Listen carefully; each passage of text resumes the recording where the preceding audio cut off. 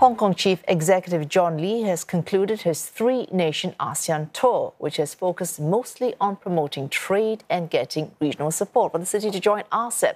That's the region's largest trade partnership. Mr. Lee travelled to Laos, Cambodia and finally Vietnam. CNA's Tung Ngo reports from Hanoi. Vietnam was the last stop in Hong Kong Chief Executive John Lee's three-nation ASEAN tour. In Hanoi, he met with Vietnam's top leader, President Tô Lâm, and Deputy Prime Minister Trần Lưu Quang. According to official trade data, Hong Kong was Vietnam's fifth largest foreign investor in 2023. And in these past 2 days, a further 8 MOUs have been signed in the Vietnamese capital, on top of another 22 in Ho Chi Minh City, Vietnam's largest metropolis.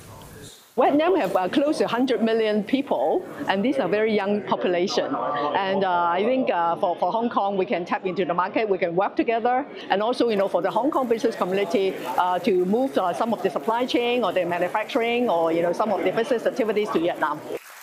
Hong Kong as a financial center, we can do a lot of things, especially on the financial side. Basically, we want to attract people from companies like from Vietnam to come to Hong Kong and basically maybe issuing bond and raise some fund for them as well. With his office stated objectives of exploring business opportunities and strengthening connection, Mr. Lee earlier made stops in Laos and Cambodia, becoming the first Hong Kong chief executive to visit these two countries, where 25 other MOUs were also signed.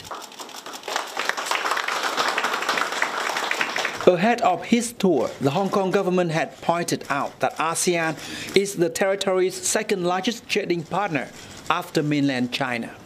It's Mr. Lee's third visit to ASEAN member states since taking office. On this trip, Mr. Lee appealed to businesses in the region to extend and deepen business ties with Hong Kong, highlighting its advantages as what he called a super connector in relation to two of China's major economic projects.